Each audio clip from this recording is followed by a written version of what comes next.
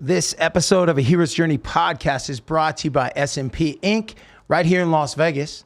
JPS Computers out of Oregon, Alex and Jesse, thank you so much for taking care of me. And Red Rock Harley Davidson right here in Las Vegas. To those of you out there listening, the Rock Rage Radio listeners, thank you so much. This episode runs every Monday night at 6 o'clock Western, 9 o'clock Eastern. To the 20 million listeners out there that keep just logging in every month on Rock Rage Radio, and hopefully you're listening to A Hero's Journey podcast. My name is Bryan Hopkins, and it's crazy because, like, even today, I've been faced with challenges, things like that I know that are coming at me every morning that I wake up. Every morning, I wake up the hero of my own story, and so do you. Chase does. Chase, my producer, Chase. I was just talking about him, off camera, and we're faced with things every day. And the thing is, I don't normally get into the hero's journey when it comes to my guests. We just talk about what they do, how they got there, and how maybe they're inspiring you, inspiring me, and we're connecting somehow, and how my life actually fits in somehow with them or mine or whatever. Well, my next guest, actually, we met over the phone. He was supposed to do an interview with us and with Elvis Monroe, my band. And when he found out that I had a Hero's Journey podcast, he got all excited. And I was like, whoa, wait a minute. What's going on? And he literally said, I'm a Joseph Campbell fan. And we'll get into that and who Joseph Campbell is if you haven't seen some of the early episodes when I got into that with some of my other guests. But today's guest I'm a fan of his. I watch him on TV. He's constantly working his butt off. He walked in here just looking like, whew, he's had all this stuff going on. He's an on-air personality for Fox 5, and he is an ultimate badass. No joke, dude. And a huge music fan, which I love. Yes. So, Mike Davis, everybody. Thank you. Welcome to A Hero's Journey podcast, bro. Bryan, so exciting to be here. Listen, first of all, I don't think I can be considered badass when I don't have your look. When I think of myself growing up and what I was supposed to look like as a child maturing through life, it's you. Oh, dude, thanks, and I man. just don't have that. So one day I want you to teach me how to do that. Thank you. I think I stole it from John Travolta in Grease. You know what I'm saying? This is way cooler. This is way cooler than John Travolta in Grease. I mean, this is rock and roll. Thanks, right? Man. But you know what? It's funny. I found myself playing. I was on tour with Three Doors Down, and I played the theater that I saw Grease in. And I remember seeing Grease like 8 times in a row as a kid. I was little, and I just kept asking, can I go? I used my allowance to go see that movie. And so Grease got me into the entertainment world. I got sucked in with the leather jackets and the way they dressed and the singing and not so much the dancing, but just that entertainment side of the world. And that kind of pulled me in. And I found myself playing to 2,500 people in that theater in my hometown not too long ago and shared that story. I'm like, wow, it was created in this room. And that journey full circle. Exactly. And that's the whole Joseph Campbell thing, right. Is starting and where you start and then that whole circle. Yes. And then coming back full circle. It's a beautiful thing. Well, look at the logo. And that's exactly it, because you start. Joseph Campbell he's an author, and what's the name of the book again? It's there's a couple things. Yes. There's one, Finding Joe, which is a great documentary that a lot of people should check out. But the hero's journey was where he kind of started, right? I mean, that was like a book. He was more of like philosopher in a sense. And he would look at the way that the world was constructed through old tales and, from cavemen writing tales and stories in caves to all these Egyptian scripture and all these things, and what the common thread was between all these stories. And there's a lot of these notes that we now see in our modern day storytelling that it's all the same. Every story is always the same. It is. Movies. I was an actor for a long time. Movies and TV. the arc of it all is based on that. It's the hero's journey. It's whether it's the anti-hero or the hero that you're following. I remember I was a big Lestat fan. What's that? Lestat is the vampire in Anne Rice. She's the author of Interview with the Vampire, whatnot. And he's the hero, but he's a bad guy. Like, he's a vampire. He's like, killing people to survive or whatnot, which made me think about that on the way over here. I was like, I've never got into the anti-hero. I've never really talked about the anti-hero who actually thinks they're doing right. Right. And their journey and how they become, how this person splits off and two people on a path. And this one, their story is it's like Thanos or something, somebody like that who's like, I'm going to take half of the world and eliminate it to, and he thinks he's doing right by playing God, kind of thing. The first time the anti-hero really came into my purview was Tony Soprano. I think that really changed the game. Like, I think traditional storytelling always had the typical figure that was so likable. There was, more of a not gray area with many of our main characters. There's always like black and white, the good guy, the bad guy. I mean, earlier on, you probably could come up with some types of people, good people who had to do bad things, the John Waynes and that stuff, but they were always so traditionally the hero. It wasn't until, I think, in my understanding, like, Tony Soprano changed the game on HBO when it became a guy who has so many bad qualities, but also has so many good qualities, wanting to be a good husband, wanting to be a good father. And that's when I think we saw the ripple effect with Breaking Bad and all these things now where there's so many shows and films and where the anti-hero element is a big part, but it's all still it's a hero's journey. It's all the just same thing. It's the view. It's how you look at it. Think about this. You just brought up, you brought up John Wayne. He's the cowboy, right?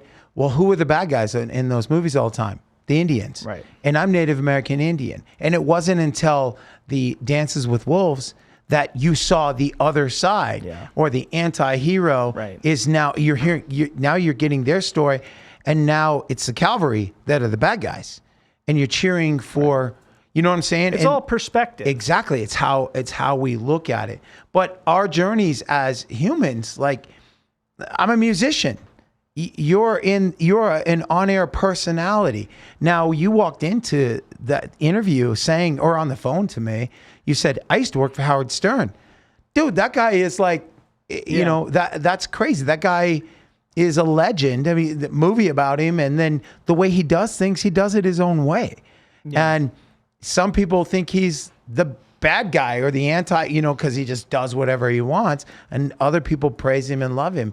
And who doesn't want to be that? Like, look what we do. We just talked about us both having podcasts. Yeah. I think it's interesting. I mean, first of all, Howard's the best interviewer of all time. Oh, gosh. That's why I wanted to work there. He was a hero of mine, and I looked up to him ever since I was a little kid.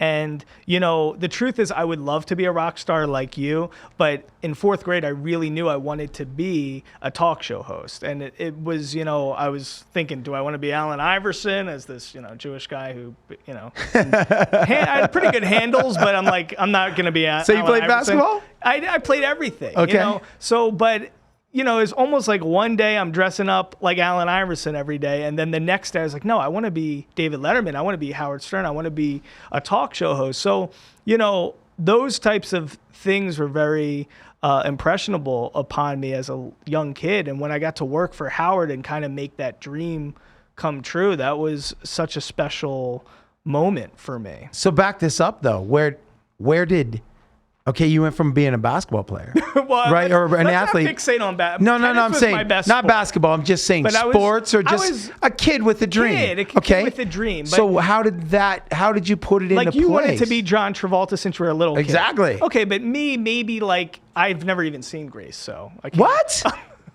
What? Dude, you go home right now, and I've never seen Grease. You need to watch Grease. It's on. It's on HBO. It's on not Netflix. On the top of my list, though. Dude, why is it so like? It's just. It's does one this of those. Make you not like me now? No, Okay. In fact, I like you even more. Because you have your own thing, which is that's Right. what I want to get into, because you actually, I want to know how'd you get to Howard Stern? Because you just didn't go, did you start doing it in school? So I think, so here's really my journey up until this point. I mean, I'm growing up, and I had such a great, I have such a great family, great parents, great brother. I'm so close with them to this day. We talk like multiple times a day. And I really just had everything open to me. My parents provided that, and they had such a great supporting life for my brother and I, where even though I had no clue how to become a talk show host, right? Even though my dad's not a talk show host, I just felt with their support and their unconditional love that I could chase it, right? Right. Now, would I have liked to be Eric Clapton? Yeah. Would I have liked to be John Coltrane? Yes. I tried saxophone in elementary school. I wasn't that good. I tried guitar. I wasn't that good.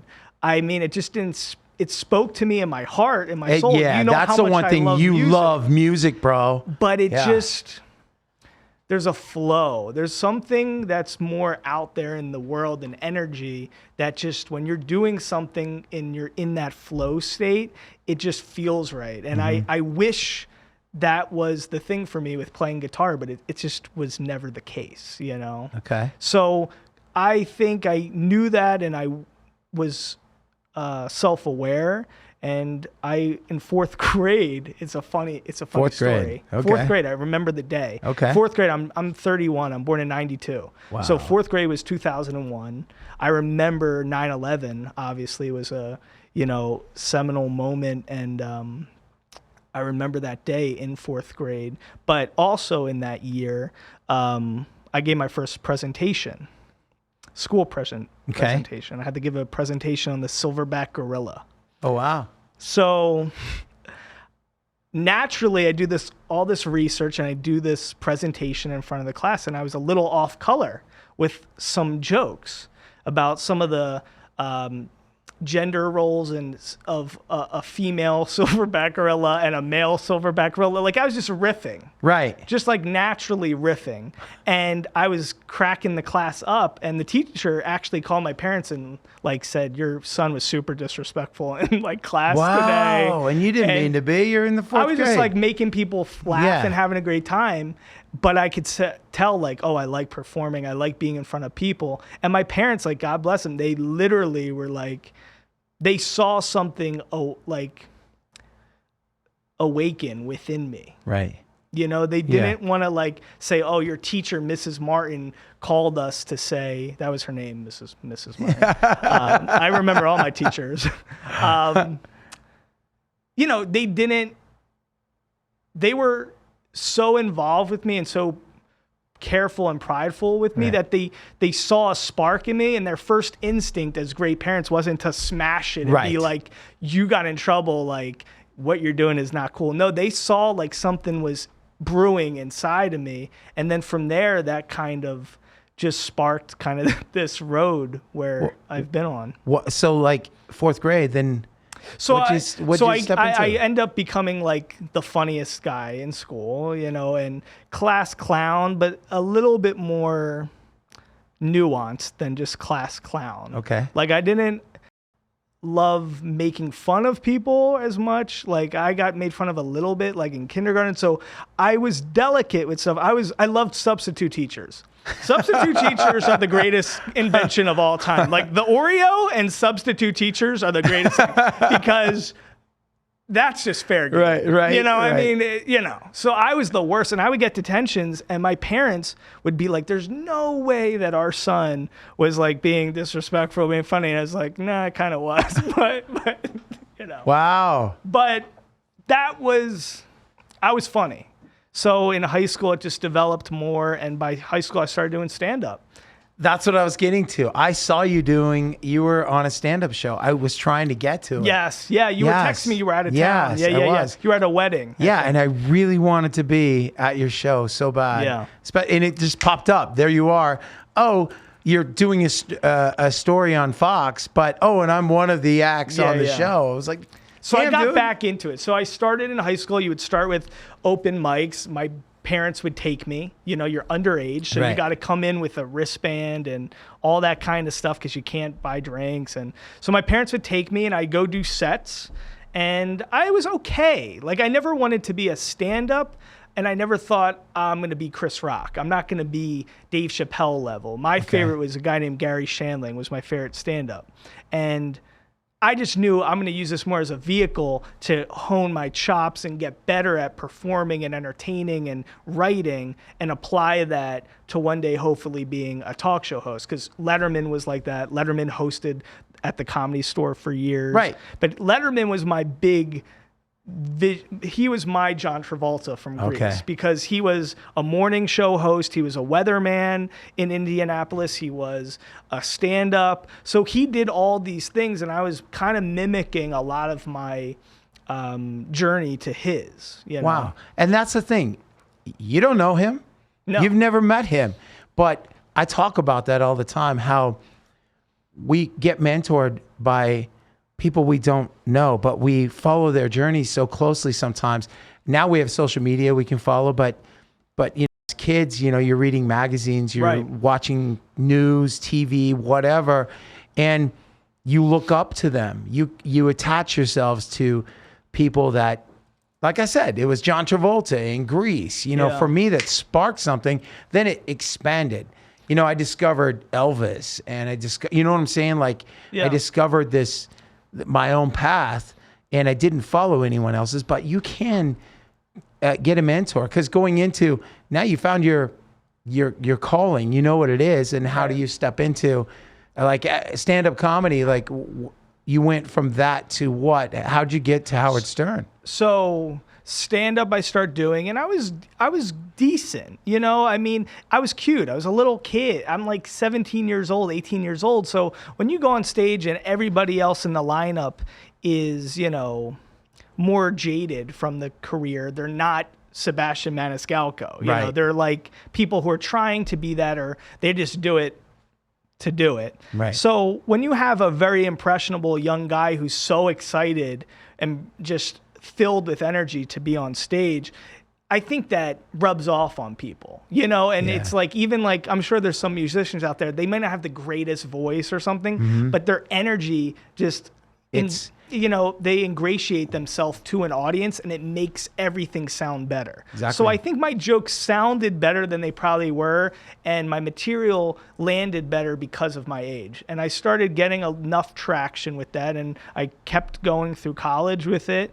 And I ended up leaving college early because I applied to Howard Stern every year to be an intern there, and they rejected me every year. Freshman year, rejected. Sophomore year, rejected. Junior year, rejected. And then I'm walking in the communication school at the University of Miami one day, week before Thanksgiving, and I get a phone call. Is that where you went, Miami? University of Miami undergrad. Wow, good for you. So I went there, and I get a phone call. I'm in the comm school, and the same lady who I hounded. I used to call this lady. I'd pester her like with relentless, like, hey, is that opportunity open? Did this person, she eventually told me, Mike, you got to know somebody. Just stop calling.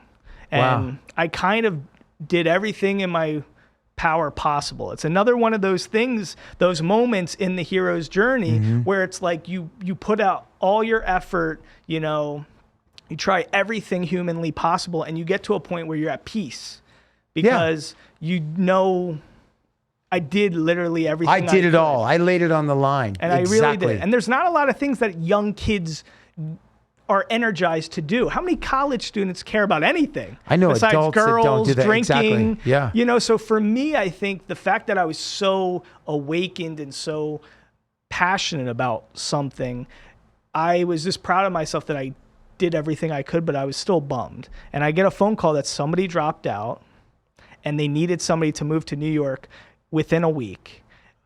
No questions asked. It wasn't going to be a paid opportunity. You're just going to be there. You're going to get to, like, osmosis be there. You're going to get to be Howard's personal guy. You're going to be Robin's personal guy. You're going to handle the entire production team and just be a gopher, right? Wow. And I was literally, it didn't even take me a second. I said yes. Before she even finished, I was like, yes. Meanwhile, I have an apartment in Miami. I don't know how I'm getting to New York. I already used up all my internship credits, so this is not going to count for anything. Nothing. So I just left school. Wow. Chase, this is what we talk about on the Hero's Journey podcast. It's literally that you got a call to action. Exactly. And you stepped into something that's that call to adventure. Right. Not knowing. You're stepping into a cave and you have no clue what you're walking into. Now, what happened? You did it. I mean, yeah. And I had a lot of things also in the works. I mean, I was doing stand-up in college. I was writing screenplays. I was winning film festivals for screenplays. So I had a lot of things going on. While I was at Howard Stern, a feature film I wrote was produced in Greece that I didn't get to be a part of and be on set with that. Oh, wow. Because I was at Howard. So there was a lot of things in my life happening, but that's a positive energy, though. It was. When you have a lot of things going on, you walk in, you said you were really busy. Yeah. Like you're putting out fires, you're starting fires. That's how you put it. Yeah. And when you're doing that, that fuels, that gets you up the next day to, okay, this has to lay in here to fit perfectly here to 100%. You know, and that's what gets you up the next day. But the biggest difference between me saying what I said, coming in here with the starting fires and putting out fires, I wasn't like that when I was at Howard. You know? I was just it was just about being a sponge. Like, and that was most of my life, probably up until last year, I feel. Like I just started being a little bit more like that's why I think that's why I love music so much, is because of the rock and roll nature of things. In order to make it, you have to exert that energy and not give any F's about anything. And you have to be willing to not get any result.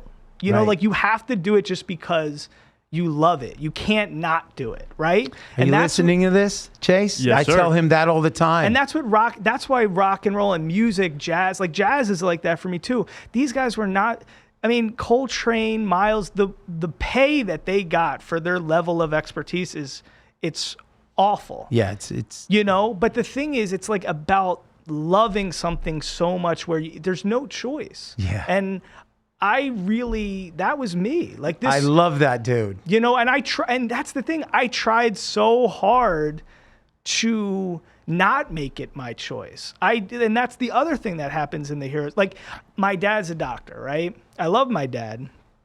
I thought maybe I should just be a doctor, you know? Meanwhile, I'm not smart. I can't add. I would be awful. I hate being in a hospital. I hate being in an urgent care. Like, you know, there's no reason why I should even think that. Right. But because my dad was one, I figured, like, coming from a Jewish family, like, maybe I should be a doctor or a lawyer. You know, it's just one of those things that are placed upon you. But the truth, and my parents didn't even put it on me. It's just, that's great. It's just society, and it's all the things inside your being that are just trying to pull you away from who you're really supposed to be. And finding your own bliss, man. It's like literally finding what makes you feel unique, who you are, what makes you different. The fact that you recognize that in me from the moment you started listening to the music. We were talking on the phone, and I know you still didn't want to do the interview. You're like, oh, man, I have to do this. Well, I didn't listen to the album yet. Yes, I know. But then when you listen to it, your excitement, I could tell the person on the other end of the phone was excited to sit in the room with me. And what should have taken 20 minutes was like 2 hours. We sat in a room and talked music. Be honest with me. I have to interrupt. Yeah. So, like, you sent me that album before it was released, the Elvis Monroe album. I listened to every track. Thank you. I came in, I went through a rundown of the tracks that I was like, no, I don't like this. These are like the 12 that I downloaded. Right. And that I'm obsessed with.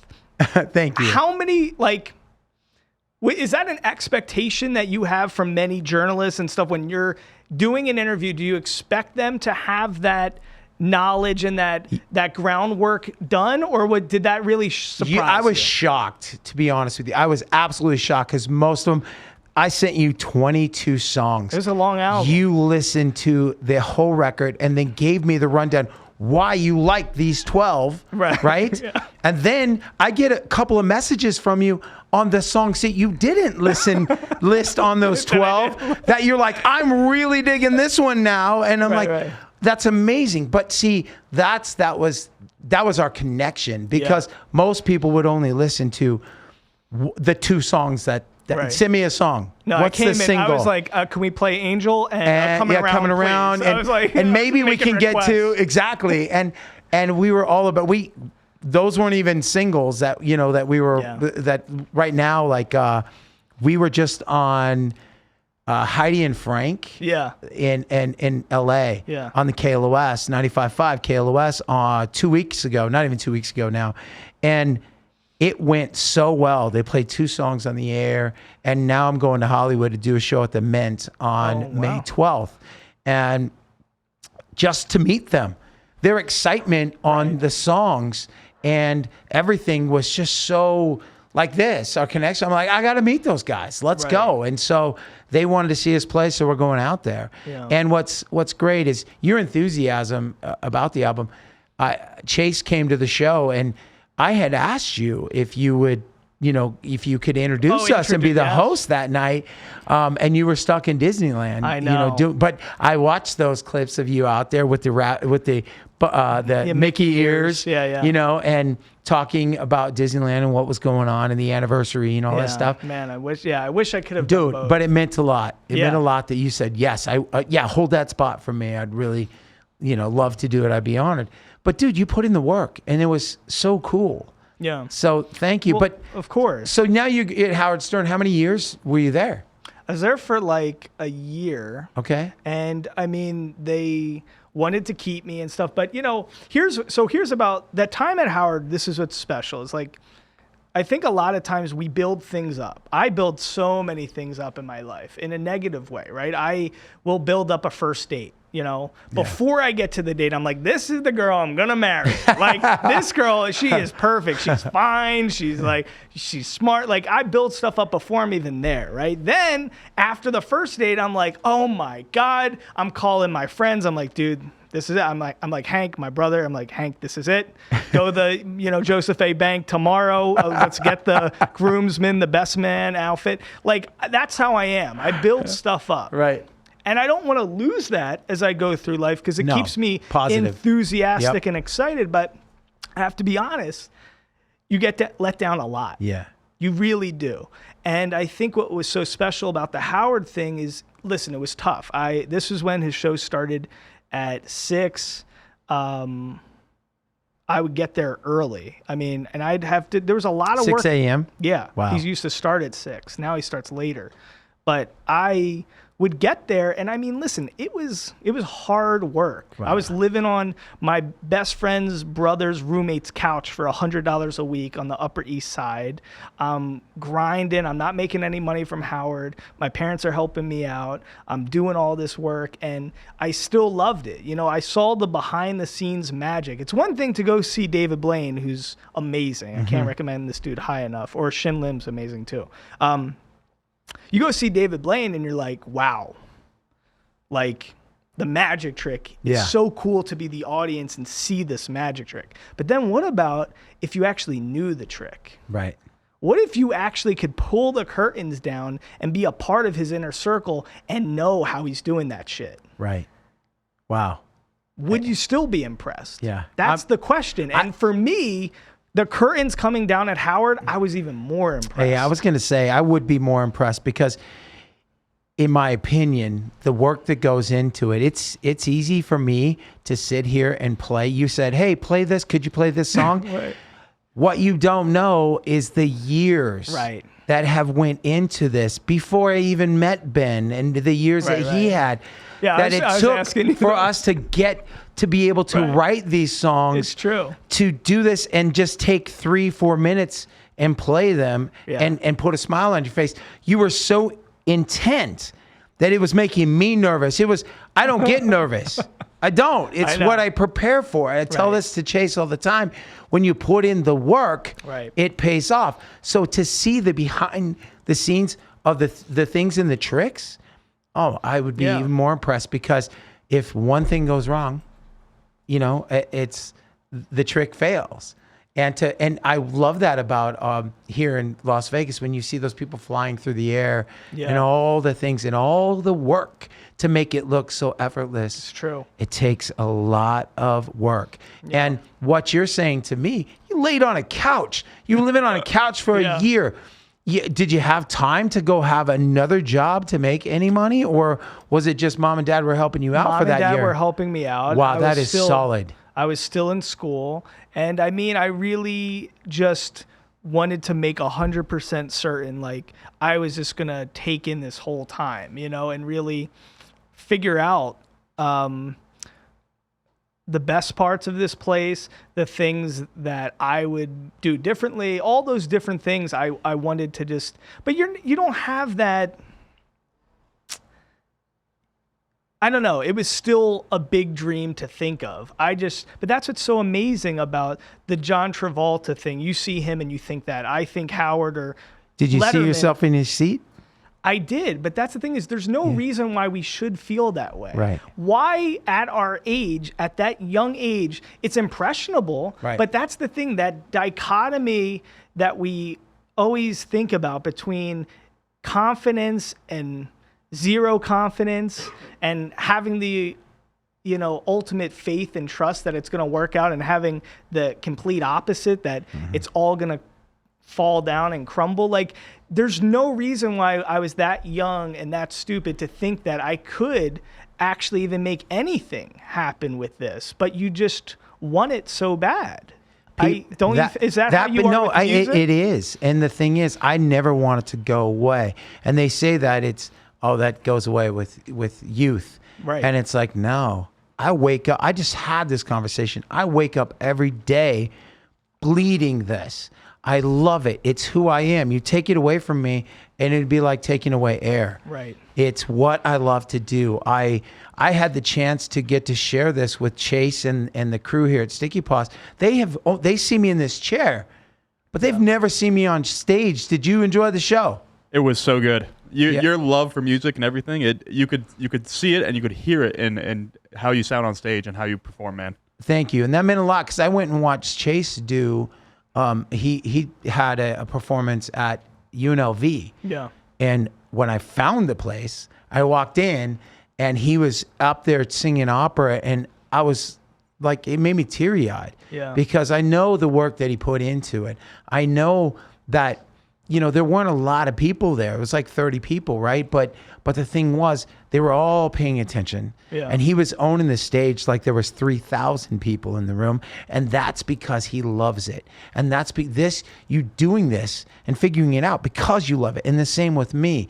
You take that away from us, and then it becomes like, most people don't go after their dreams. It becomes ordinary, or they don't go after the thing that they're afraid that goes away. Oh no, I got to be a grown up. Yeah, it's okay. Well, it's true, and I'm a very just forthright guy. Like, the truth is, it's twofold why chasing dreams is scary. Right. One, just the failure in the beginning end of things. Like, what if you put everything in and you don't get what you wanted? That's the obvious thing that everybody understands. The thing that I'm dealing with currently in my life is, what if I keep pushing and I actually do get what I want? And that's a whole nother kind of scary. It's actually scarier than even failing. Because now the chase, you're in it, you're doing it, right? And that's what's hard, because now there's no more goal to chase. Maybe that's what it is. It's a fear. You have to have something to chase. Exactly. But guess what? I don't. And I've never been to a therapist, but that could be it. It changes all the time. Like, once I hit this goal, by the time I know that I'm reaching the goal, I've already set a goal further out for me, and that's what I do. That's why I'm sitting in here. But don't you think there's a lot of musicians who have optimal talent? They're so gifted musically, there's music a lot theory. Of them. They're gifted, like, just innate talent. They put in the work and all this stuff, but they self-sabotage, or they get to a point where they they actually don't want to achieve the ultimate goal. They don't want to become the Rolling Stones because I don't know. No, I feel like that happens with people. I agree with you, and I was waiting for that thought to finish. But yes, we don't know why they self-sabotage. We don't know why they quit. Maybe that wasn't the goal at all. Maybe the love wasn't. Maybe they're just you've seen people that are just so talented and they just put it down. That's not their passion. I was an actor. I was an actor. I was with William Morris. I had climbed my way to William Morris as an actor, and I quit because that wasn't my passion. It came pretty easy to me. And it was one of those things where my first audition, bam, bam, bam. How old were you? I was 22, and an agent sees me in her office picking up a check from my friend. He's like a brother to me, and I'm picking up his residual check. He was the Sega glove guy, and I go in to pick up his check, and she's like, "You're not my client. You're not one of my clients. Who are you?" I'm like, "Here, just picking up a check." And she walks back in. She hands me the check and said, "Would you be willing? Are you an actor?" I said, "No." Like, "Would you be willing to read something for me?" And I'm like, "Yeah, sure. Why not?" I don't like what? She goes, "It's called a monologue." And I went, "Okay." Yeah. And I walk in to her office. She gives me 20 minutes to read it over. And she goes, "I want you to come in and read this for me." And I did. And she's like, "I want to send you out an audition." Her name was Natalie Rawson, the Natalie Rawson Agency. And she sent me out on this audition with Barbara Libis. And I remember these names because Barbara was the one who gave Kevin Costner his first speaking role. Oh, wow. And so on the Paramount lot is Barbara Libis' her office next to Kevin's office. He puts her there. He pays her bills because she gave him a career. She gave him his first speaking role. And when I went in and read for her, she's like, "How long have you been studying?" And I'm like, I've never done this. I just read for Natalie yesterday. Yeah. She sent me out on this. And she's like, "Don't change a thing. I'm going to have you come back to callbacks. There's going to be about 9 people in the room. You know, people are going to tell you, do this, do that, whatever. Just keep doing what you're doing. And if you need help, you can come to me." Like, this was exciting to her. I ended up getting the role that didn't happen. It was on a character named Spider. For what? For Fox, what was it called? Tribes? But they never shot it. Like, Natalie calls me excited, and she's like, "You turned red. They were worried about you returning." I'm like, I was nervous. Right. Like, I'd never done this before. And then what happened was 90210 got created, and they eliminated this daytime soap opera with teenagers and started 90210. But I ended up doing Saved by the Bell and I did some movie of the weeks, soap operas. I went to New York. You know, like, it was that I climbed the ladder, but it wasn't my passion. And the thing is, music, I had to work at it. I was not very good at it when I started. No joke. It was one of those things where I wanted it so bad that I just kept working and working and working. And then put in the hours. Exactly. And the day that my guitar player, who I've had as a guest here, was a mentor to me. And he was a great songwriter. I learned so much from him. He mentored me. The day we were playing the Rose Bowl, 30,000 people. And he says, "Today's my last day. Don't tell the guys." He plays me a new song. And I'm like, "That's a great song." Then he's like, "I think today's my last day. This is a way to go out. I think I'm hanging it up." Man. And for me, it was the day that I started. I started writing my own songs. Like, a week later, I borrowed a guitar and started writing my own songs. And here I am, and then I meet you. Exactly. I started over. That's another thing, like the mentor figure that, passes away or, in the journey, and you have to you learned all his teachings or her teachings, and now you have to go, and I had to start over alone. You take things from them. I came back around and had to start this new adventure. And when I did that, I won K-Rock's Battle of the Bands, Star 987, Mark and Bryan in the morning, Frosty, Heidi, and Frank, K-Rock again. Wow. And I funded everything that I was doing with the songs that I was writing. And so I had him in that seat sitting across from me going, wow, you've built all this. And he goes, and I remember the day that I said, maybe you should just hang it up. You know, like this is the best it's going to get. We're playing the Rose Bowl. Maybe call it quits and go do something else. Go back to acting or whatever. And I'm like, no.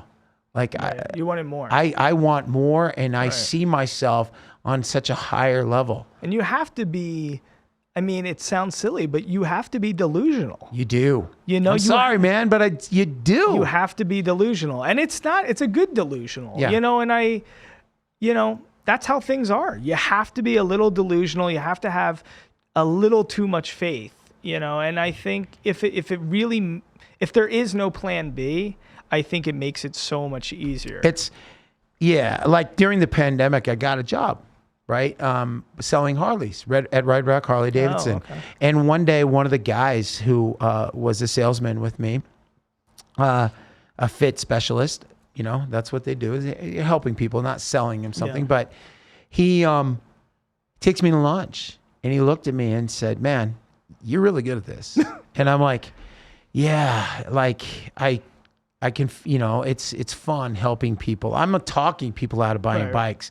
Like maybe not now. Think about this, you know, it wasn't about the dollar. I wanted to help somebody. Right. And so he said, the problem is you're getting comfortable, and I can see them. They're like, you know, you're going to move up the ladder here real fast, and it's going to get comfortable. You got to jump again.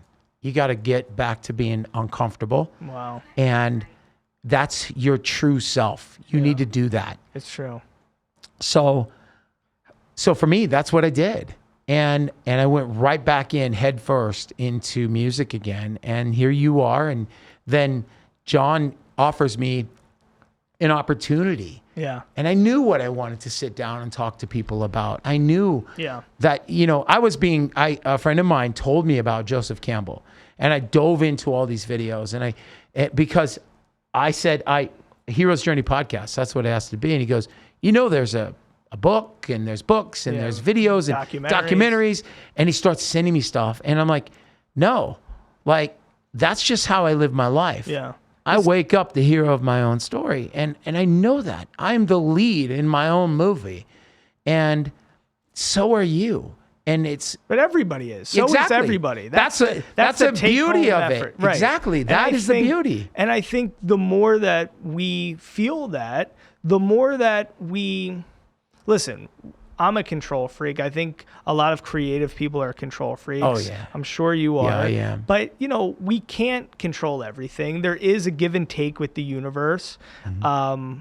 I always think about the Santana song off Barbarella, Give and Take. Like, that really strikes me when I'm dealing with these kinds of things. And, you know, I think it's good to feel like you're in control. You're the lead of your own story. You're the main character in your movie. And that's a good thing because it gives you the autonomy to make choices or feel you're making choices. I still feel that there's a universe and other things at work that come into play, but it's important for us to lead our life feeling like we have the choice to make the best options for us and to be deliberate in that sense. What I do want to ask you, though, is if I walked into Harley Davidson and you were working there as a salesman, would you just kick me out and say you're not cool enough to drive a Harley? That's my big worry. Man. I probably would be smart enough to come in with a jacket that looked like that, trying to be like a poser. Like that's what I'd come in and just like really...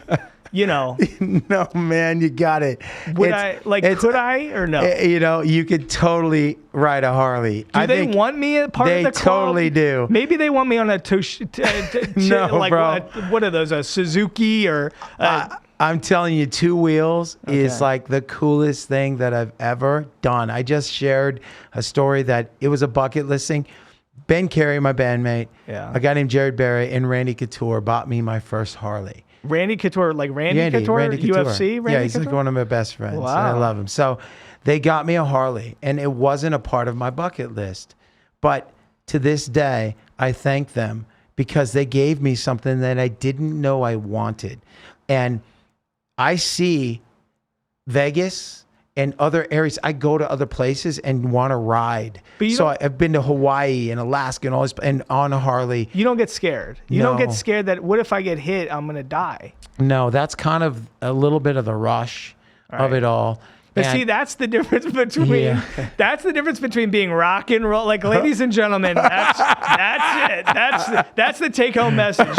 Jewish neuroticism on this side of the table, rock and roll on this side of the table. That's what it's all about. Like, to me, that's what rock star is. You don't care. You give 0 Fs. Me, it's like, well, my luck, I'd get hit.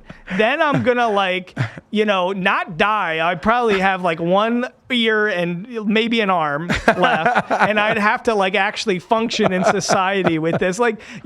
These are the progressions that my mind go through. It's not like, man, I'm gonna get 74 likes on Instagram on this beautiful Harley, then I'm gonna get hit and my life's gonna be done. I don't even post my bike. It's my personal thing. But see, that's the rock star answer itself. It's like you're not promoting it. Me, I'd have Harley tattooed on my face. You're like, nobody even knows. It's just like incognito.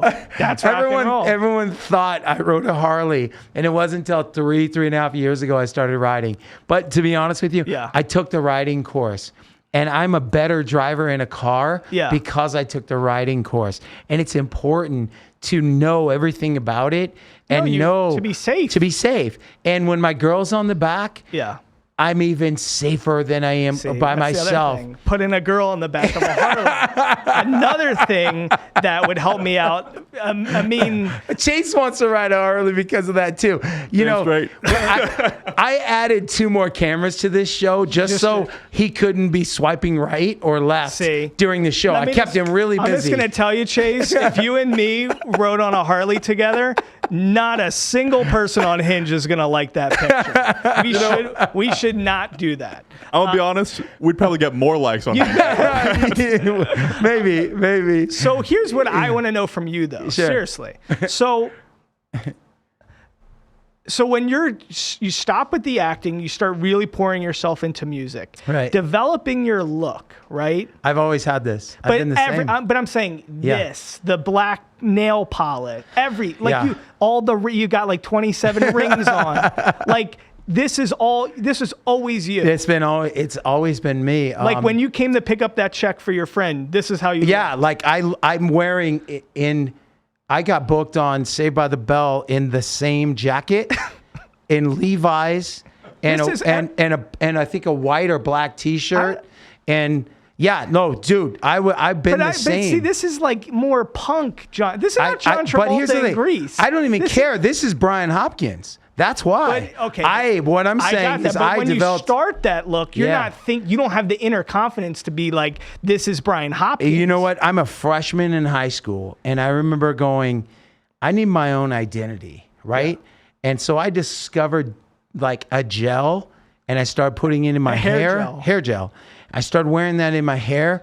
Next thing you know, I was a top athlete. I became one of the top athletes out of Salem, Oregon. I played football and baseball. So I've never drank or done drugs in my life. No, I don't know what alcohol tastes like. I've never done a drug in my life. Never once. Never once.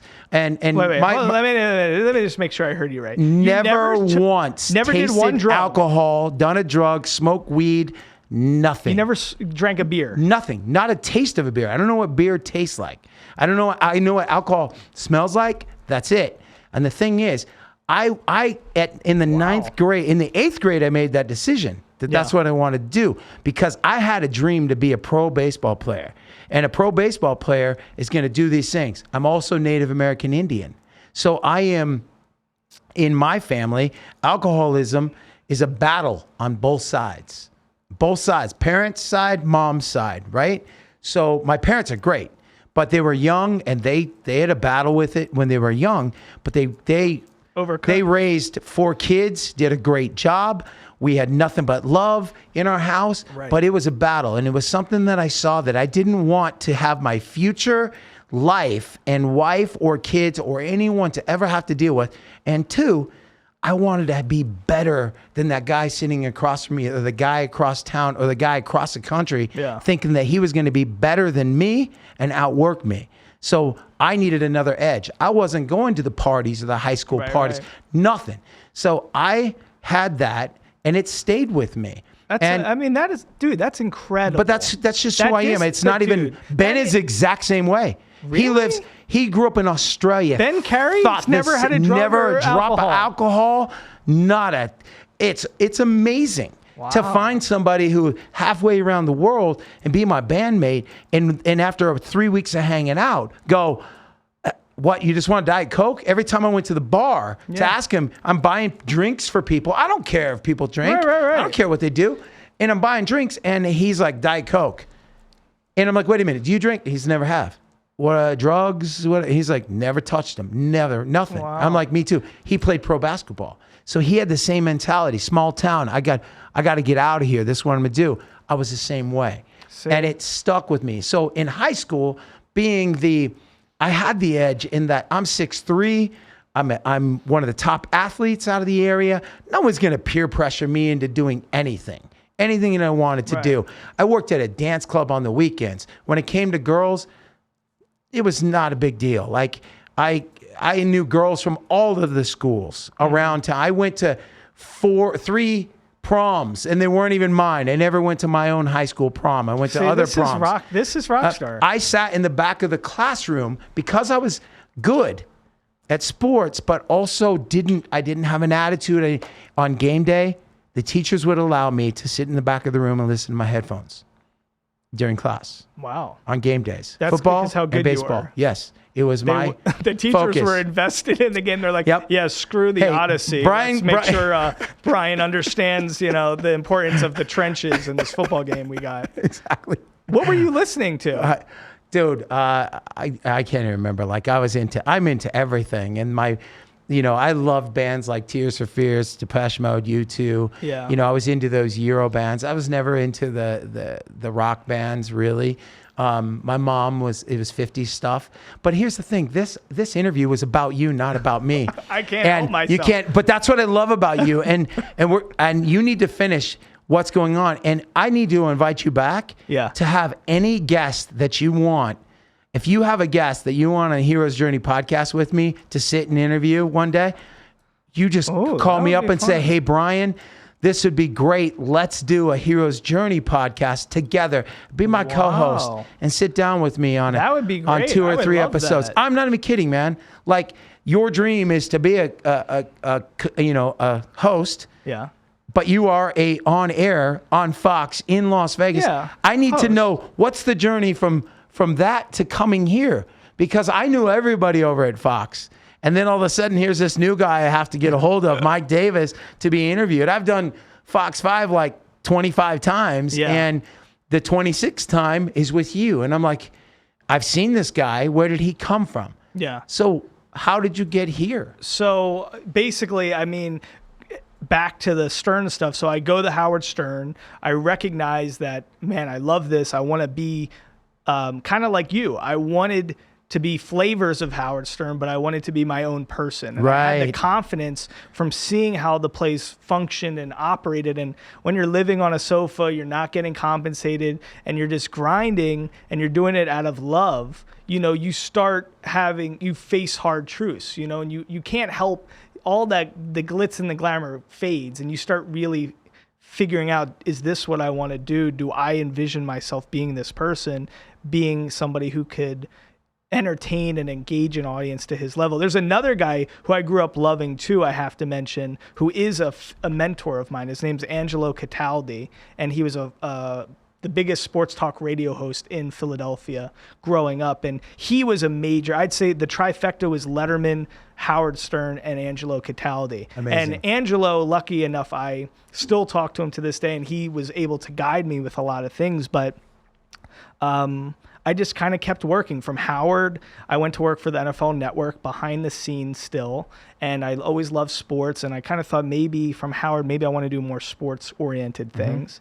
And from there, I was still doing stand-up. I was still being creative. I was still writing a lot. And I ended up starting a little podcast. I started a media kind of company, but I ended up going back to grad school because the end of my education in undergrad it didn't wrap up nicely because I left to go to Howard Stern. Yeah, you bounced. Right. So I ended up going to grad school, went to Northwestern in Chicago, and there I really honed my craft. That was like going to Berklee School of Music or like Juilliard. Like it's that level of a school for broadcast journalism. I couldn't believe I was even allowed in the door. It was kind of like, I actually probably would be more welcomed at, Harley Davidson than there. Like I was like, wow, I can't even believe I'm allowed to be at this institution.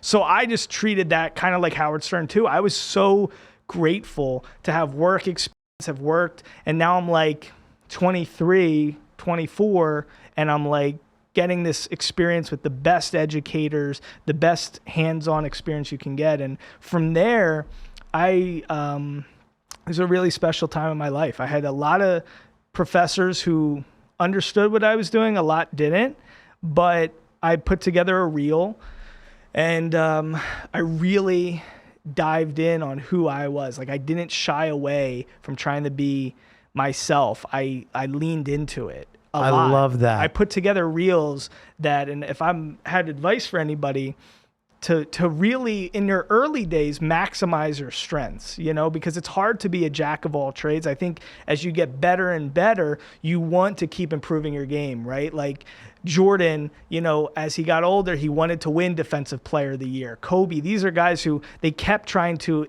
introduce new skills to their game to be the most well-rounded they could be. But that was even later, For me, I just wanted to early on be able to captivate somebody with my unique abilities and forget about the stuff that I didn't do as well. Because believe me, I didn't do a lot of things well at Northwestern, but I did certain things way better than other people. And I put together a reel is around the time where the saltine cracker eating challenge. Do you remember that? I don't. But so it was kind of like there's a lot of challenges going on. I think they had the ALS challenge was happening. I remember that. When people doing the water thing, water bucket challenge. So the saltine cracker eating challenge, it's just, how many saltine crackers can you eat without reaching for a water bottle? And, because of the sodium and stuff, it makes it hard. So I literally put this on my reel. Like I had a thing of me at the anchor desk at Northwestern at Medill, and I'm like doing traditional things. My reel has interviews and stories and packages, but then I also had me doing a saltine cracker eating challenge, which was like, what? Yeah, exactly. And like when a potential employer is going to look at that, are they like, okay, like how is this guy going to be our sophisticated news anchor who's going to like read, a devastating story when he's doing saltine cracker eating challenges? But I got so much interest. I got interest before I even graduated. I had so many offers, and I got a great job, and I ended up moving to Texas for my first on-air job, and I was a morning show anchor. Wow. And then I got promoted to a talk show host. Part of the reason why I went to that market is because they had a slot at 6:30 at night that was a talk show, and they said if I kind of got them up in the ratings in the morning, they would promote me to this talk show at night at CBS in Texas. So I did that. And did you get it? I got it. Oh, bro. So I've been doing this a long time. So then from there, I left, and then I ended up going back into the podcast world. I was going to do something there. I had a bunch of different offers from in Maine and Indiana. I was traveling the country trying to really invest because I knew I was going to sign a 3-year contract wherever I was going to go next. Right. Where am I going to go? Where do I envision that? And Vegas turned out to be the place. Congratulations, man. Are you enjoying this here, Vegas? I'm loving it. I honestly, when I moved here, I did not anticipate the community. Like, I didn't think there was any community. No, there here. is. I thought the community was like, oh, you're a part of the community at the Rio? Yeah. Like, I had no clue. Summerlin, Henderson, all these pockets of amazing people. And so I love it here. So do I. It's a special thing. There's a lot of creatives. I think there's a lot of dreamers. Like, to me, that's what I like about this place. I think it's much more likely you and I are going to connect in Vegas than we're going to connect in, Boston. Yeah, agreed. It's just how it is. Agreed. And like personalities find each other. And that's why you're sitting here at the table. It was like a spark. Hey, wait a minute. We got to sit down and talk about this. It's true. And really to be able to, we nailed it today on a Hero's Journey podcast. What it is about is because it's that story. And yeah, we go off on tangents, but we come back to the heart of it all. Now you're an on-air personality here in Las Vegas, which has community. The shooting brought us even closer together, which is really sad because I was torn up about Nashville, that happening, and I couldn't shake it. I woke up today, can't shake it. Yeah. Having been through the October 1, being there, going through it, and being so close to it, knowing that these parents are going through what they're going through now, what these kids had to witness, the loss of life and friends and family. It makes me want to scream all kinds of obscenities and get upset. And that's the way I was feeling. But this community actually got tighter from a tragedy. And I noticed that at the grocery store. I noticed that at the gas station. I noticed, I always try and smile at people. It's that simple. Throw them a smile and hopefully they smile at somebody else. Mm-hmm. Hopefully they open a door for someone, they open a door for someone else kind of thing. It just comes full circle kind of thing. And Travis today brought that up to me. He's like, you're so like that with everyone. It never changes. And we've witnessed that over time. And it made me feel really good that they noticed that about me. It's not something I practice. Like, I don't try and practice to be a good person. Yeah. But I think it's authenticity. Like, yeah, exactly. A couple of things I would say about that is, one, I moved here a year after the shooting. So I wasn't a part of the community when that happened, and I moved here after the fact, but it is evident what you're saying. I mean, it is amazing how much communities here and how, I've been a part of some, tributes and things for 1 October. So it is a special thing to be a part of a community that values that and comes together in moments like that. Because I don't think every place would, Agreed. True, though, I think the fact that, and this is an interesting thing. I mean, day-to-day interactions, it's something that's becoming harder and harder. Chase is probably not thinking about meeting the love of his life in the produce section. He's thinking more Hinge, and which is just how the way the world is, and I think the truth is it's nice that if you can shine that smile to somebody, if you can do those types of things, I think it emanates from a place of authenticity and being comfortable with yourself. Right? Because that's what it's like really all about. It's like if you were in the grocery store and didn't have that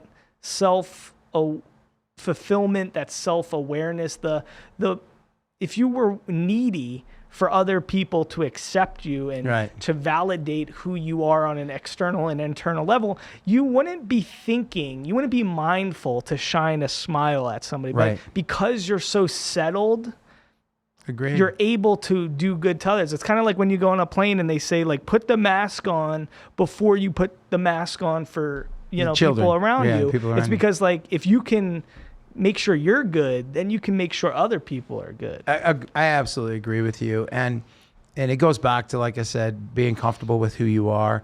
And we all have our own insecurities. I'm born with the left chest muscle part of my bicep. I'm born, I was born with the birth defect, and I had to overcome that and still do all the time. I know I look in the mirror and I'm not the same as everybody else. Wow. That's why I like to wear jackets. That's why I like to wear layers. But I'm comfortable with who I am. Like, nobody's going to tell me that who I am doesn't, I don't care if it fits. You had all that success in athletics without the left chest muscle? Yeah. Yes. Yep.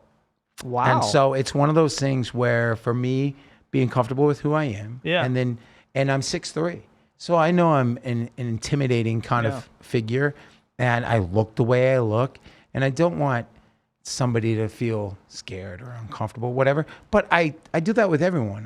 What's weird about me? The doctor says I was born with all my muscles. I feel like I have like at least 7 that I'm missing. Like there's some people I come around, I'm like, I wasn't born with that muscle. Dude, there's a lot of people in those, there's like neck muscles that are popping up now that I'm like, I was not given that. Chase has the voice, and I'm like, I was not born with that voice. I wasn't either. Can we loop Chase? Let me loop you in for a second. Are you in a loving and committed relationship right now? No, sir. That's why he's swiping right and left. Okay, so Chase, be honest with me as the producer of this fine podcast and a phenomenal opera singer. Tell me. What do you think I should be doing in my love life? Give me some love life advice, and then I want to hear what Bryan has to say. But let's start with Chase, because we're already envisioned ourselves like holding hands on a heart rate. So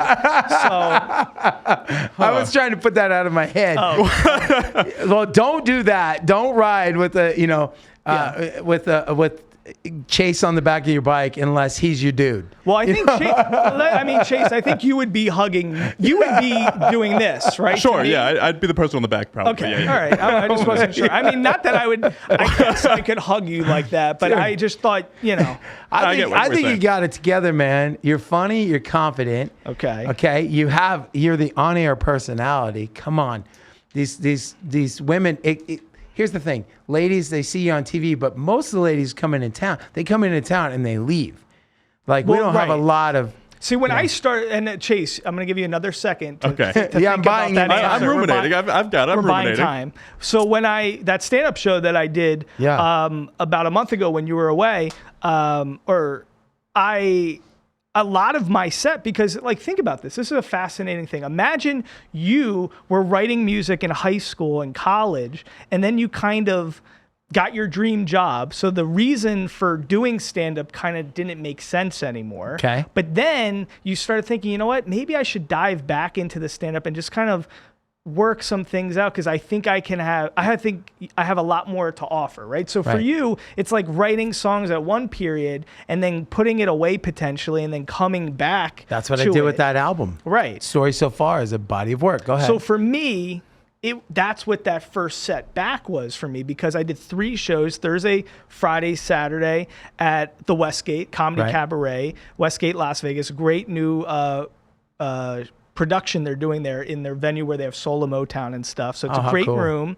And I totally had a complete different act. When I was younger, I didn't have a lot to complain about. My parents are amazing people. My brother's an amazing person. Everybody supported me. Like, I didn't have a lot of strife. So I was kind of doing a lot of Jon Stewart-y, like David Brenner, like just riffing on the news kind of stuff. Right. I did a touch of that topical stuff because as a talk show host, I'd like to have a monologue and all that. But I did a lot of storytelling. I did a lot of crowd work, working with the audience. And a lot of my set, I'd say 75% of my set was dating. Really? Because that's probably the number one thing in my life that I'm trying to get a better grasp and understanding of. I've done a lot of dating. I think Vegas is a very interesting place to date. So it's been a very therapeutic thing for me to actually go on stage and just tell. I mean, I have some of the most I have to come see it. I have some of the most ridiculous stories. You would be like, Mike, this is made up for your show. I'm like, no, this is actually real life. So, Chase, what should I be doing? I'm not on any apps right now, but tell me, where's your head at? So my biggest advice, and you're asking a person who does not try. Yes. Things, it just happens for me. It's really just like, damn. It's just like hang up the phone, man. That's it. Like, and you were even talking earlier about being a control freak. Just let go of control. Let go. So it'll happen. I don't understand. So like, you're doing nothing, but you're having success. I'm doing nothing, but I'm having success. Is that what he just said? Yeah, he did. See, I'm doing everything and I'm having zero success. Well, how is that counter? And that's why, I mean, let's be honest for a second. This is a really critical part of this podcast. Okay. Yeah. I want your feedback, because That's why there's something weird about the universe. In your music, Yeah. if Chase's advice to your music was don't do anything, Right? do shit and everything's gonna happen, you wouldn't be successful. Exactly. Your work wouldn't happen. That's what's so counterintuitive to the dating component is that I know, Chase, with opera, if you didn't like take what you wanted, reach for it, and like you just like you make it happen. Right? That's how things get done. If I didn't have that attitude, nothing would have ever happened for me. So how can I see success in one component of my life applying that mentality and attitude and then completely just not apply it to dating? It's so, to me, it's so counterintuitive. So when people say, don't do anything, just exist. But here's the thing. Jennifer Aniston's going to fall from the sky because I'm existing. Listen to this, though. You're working on yourself right now. You just said, hey, Fox, you got your dream job. Yeah. You're working. You're doing stand-up again. Why? Because it's an extension of yourself. You're going back to your roots. When you're successful doing what you're doing, I'll tell you, you know how I met my girl? I gave up for 2 years. 2 years, I did not go on one single date. There isn't a girl out there that can tell you I dated them in a 2-year span. When I broke up with my girlfriend, I took 2 years off from dating. It was just me, my cat. My parents literally would say, us coming and staying with you 7-8 months out of the year, is that messing with we're messing with your groove, right? Like, you should be out there dating. And I went, no, I'm good. See, I'm working on myself. But you have incredible self-discipline. I'll go out with a girl just because I want to see John Wick and I don't want to go alone. Oh, see, I go to the movies by myself all the time. Not even joking. I do it a little bit. I've done it maybe like 3 or 4 times in my life, but I probably will go see John Wick alone if anybody wants to do anything. You know who it's going to be for you. He just threw out that little hook. This episode airs tomorrow. Galaxy, Peters, Henderson, no big deal. You know who the gal is going to be for you? It's going to be the girl who hands you the microphone before you step on stage for the comedy club and pushes you out. Because none of us have more game than right before we perform. Oh, this is true. What do you mean? This is game, meaning like when your confidence, when I'm taking the stage, walking out in front of all those people, that's the most confident moment I have. I'm prepared. Yeah. I'm going out there. I feel that way about TV. And same. Yeah. So you're going to be out. You're going to be out somewhere doing some interview with somebody, or you're going to be you could be in LA, like some special event. And somebody you're interviewing or somebody who's assisting you is going to be, you're going to go like this. Chase and Bryan are right. Like, holy moly, you're going to have this, like, bing. I'm going to be like that's what Chase means about doing nothing. Yeah, that's what I'm saying. You know, like for me, I grabbed a hand, and that hand, I was just there for someone that turned into. Well, that's what, so Nicole, right? Nicole, you met, and this is what we spoke about. I mean, you met Nicole at the 1 October shooting. She's the person I grabbed. So 2 years of no dating, you're there at that concert, and you grab her. Yep. And then 5 years together, February 10th was our 5-year anniversary together. That is still the most remarkable. Have you spoken about that on this podcast? I have only touched on it this much, like a little bit. Every now and then someone will go, hey, dude, they want to talk about it, and they'll bring it up, and like someone else will be sitting there going, I don't know what they're talking about. And they're like, tell them. Yeah. And so that's when Chase, I think early on, Chase discovered on the air, because it's not something I go around talking about. Right. It's not my identity. Yeah. It's just, but it is how I met Nicole. And the 5-year anniversary, I wrote a song because that's how I dealt with trying to be happy about the greatest thing that's ever happened to me on the worst day. Right. And I'm sitting here talking about Nashville and how awful that was. And I don't even know those people, but I was in the middle of that with people that I had met a young man 10 minutes before it happened. I took a picture with him and he lost his life right behind me. So, and I'm playing for his funeral and didn't know it, kind of thing. So it's just meaning like later. But what I'm saying is that, I don't know, like so how do you grapple with that? Well, what I did was I had a hard time dealing with it, so I sat down and I wrote a song. Yeah. Called It Was Bet on Me to Be Alone. That's the way I felt. This goes back to our conversation. I told my mom, Look, I think I'm just going to be one of those guys who goes from 2-year relationship to 2-year relationship and never be really in love, because it takes a special kind of person to love somebody like the three of us. That's each one of us is a different than the guy who is a doctor, an optometrist, or somebody. Why is that? I don't know, but it takes, because that comes with security. Here, what we do, if your comedy career takes off, guess what you're going to be doing?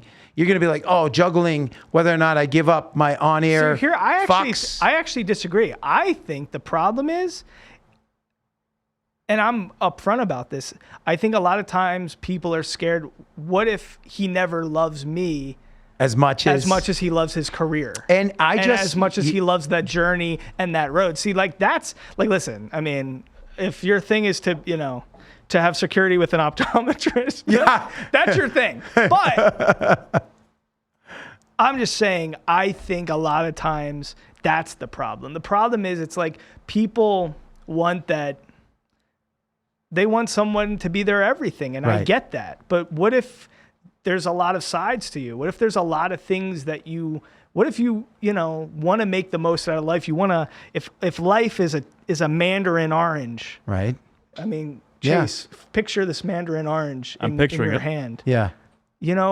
What if you just want to like really squeeze it? You really want life, like you want all the juices. You want juices flowing all over your face. You want juices you're sticky, it's gross, but you want to grab this because you're so invigorated by life. You want so much out of life. That's how I feel about things. I don't want, just to have a little slice of the mandarin orange and taste it. I want the whole thing all over my face. I love that, and I agree. I think when you're dating, and people can spot that, because if that's how you're leading your life, that energy, that's an aura around you, and that person then thinks, man, like, how am I gonna be in the eyes of this person? How am I gonna be viewed? Am I gonna be as equal to him as this in his life and this? And it that's takes what a I think strong person.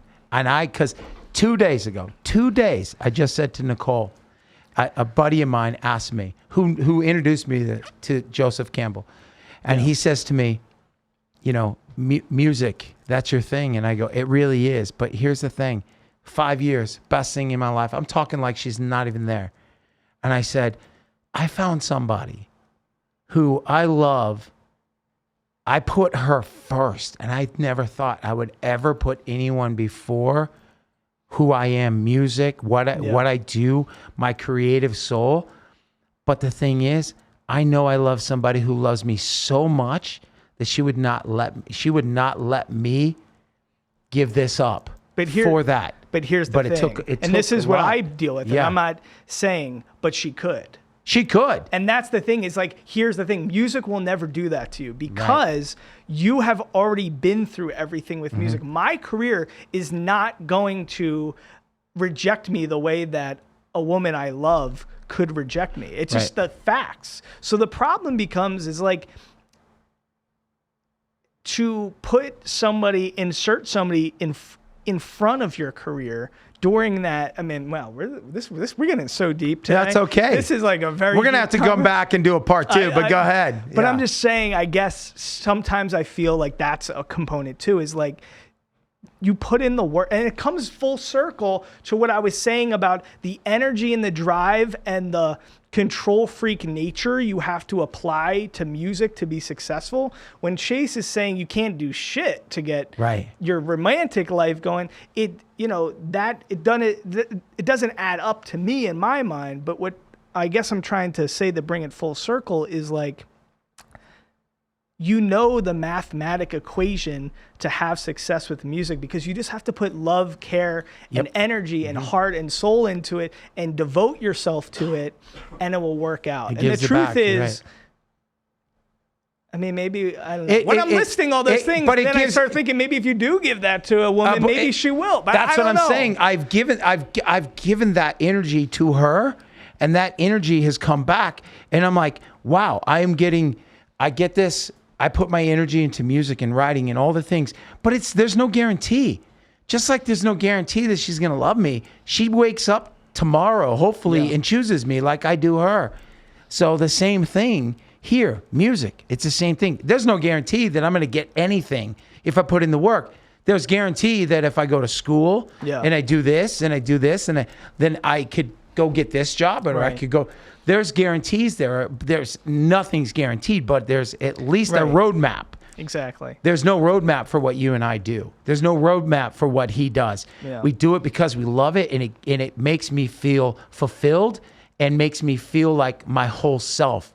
And that's why I said it's the best 5 years of my life, because I found somebody who I can love, who loves me back and understands my love. And she's very, here's the roadmap for her. That's what makes her comfortable. Here's me. I don't know what's happening past this point, but I'm okay with that. And I don't know if there's going to be a tour that follows this. I don't know if there's going to be a hit single. I don't know what's coming, but I love putting in the work. Yeah. And I love the phone call that changes my next month or 2 or 6 months. I love those things. That's what fuels me. That's why you left school to go after the dream that you worked so hard to try and get, that you were getting for free, that led you to here, to share this story with me. And we have to do this again. I got to wrap this up. But what's the name of your podcast, by the way? So I got 2 at FOX5. So obviously on FOX5, I do a lot of different things. I'm, a host and reporter for More, the lifestyle entertainment show that you were on. I do feature reporting in the morning, in the afternoon. I'm all over the place on FOX5. So I do a lot of great stuff there. But we also have 2 podcasts at FOX5 that I started and spearheaded. One is called the Vegas Huddle, which is all sports related, a lot of sports figures in our community, some amazing conversations. Awesome. But it's very tailored, this kind of tone and style. I love learning, how people get their start. So Vegas centric and Vegas sports centric for Vegas Huddle. And then there's also Dry Heat with Mike Davis, which is the entertainment version. So long-form interviews with a lot of entertainment people. That's the one you got to come on. Yeah, I would love to. Be honored. But I'm putting this out there with you because you're so good at this and it was so much fun. If there is somebody that, like, hey, Bryan and I and Chase would have a lot of fun getting to know this person on this show, just hit me up, man. Give me a day or two. I'll hit Chase and we come in here and we learn their story and we learn a little bit more about you as we go along, because even this dating side was a lot of fun. Dude, I'm getting chills. This is what my stand-up's like. Yeah, but I'm getting chills from it, like, because we dove into this, and that's what this is about. And you really understood that and shared that story with us. So I got Mike Davis, everybody, from FOX5, and dude, thank you so much. I got to shout out. Chase, did you have a good time today? I had an awesome time today, Bryan. Good. I want to say 2 things. One, listen to Angel and Coming Around, please. I'm going to do that on the car ride home. I'm going to get all in my feelings. I'm going to listen to Angel and try to digest with this advice, this non-advice that is advice from Chase. Like, it's kind of like the greatest. It's like if Albert Einstein or Maya Angelou gave you like this amazing advice that said nothing. And then you're supposed to have the secret. So I'm going to do that listening to, Elvis Monroe, first of all, Angel and Coming Around. Your energy. Listen, I'm an interviewer like you with this. I love people, I love conversation, but it's a two-way street, and that's why for me, I am always going to be enthusiastic about talking and meeting people, but when somebody shares that enthusiasm and meets you halfway and is a good person, has great energy, I just appreciate it. So thank you for everything. Listen to these great songs, Elvis Monroe, and thank you, Chase. Thank you. So shout out to our sponsors, S&P Inc., JPS Computers, and Red Rock Harley Davidson right here in Las Vegas, as we were talking about our community. And you can ride a Harley, dude. I can. Really? Yeah, dude, like you would love it. And if you took the class or took the course, you being at Fox, I could probably, if you wanted to do a story. I've done stories there. I went on the Harley on the outside that's on like a it's on wheel, so it doesn't move because it's on like a fixated like foundation. Bro, I could get them to give you a course. Maybe they give you and Chase the riding course and you do a story about it, and they give you a riding course, and you walk out of there with a license. What's the chance Chase is driving this motorcycle and I'm like Robin in that? What's the attached? The sidecar. Sidecar. Batman and Robin. Okay. I'm like in the sidecar. Again. That'd be a great awesome. thumbnail. Yeah.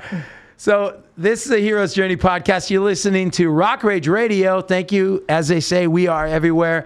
SMP Inc., JPS Computers, and Red Rock Harley Davidson. My guest today was Mike Davis, the on-air personality at FOX5 right here in Las Vegas. My name is Bryan Hopkins. That's Chase, the voice. This is the Hero's Journey podcast. Thank you guys so much. Dream, and I believe it's coming around to me.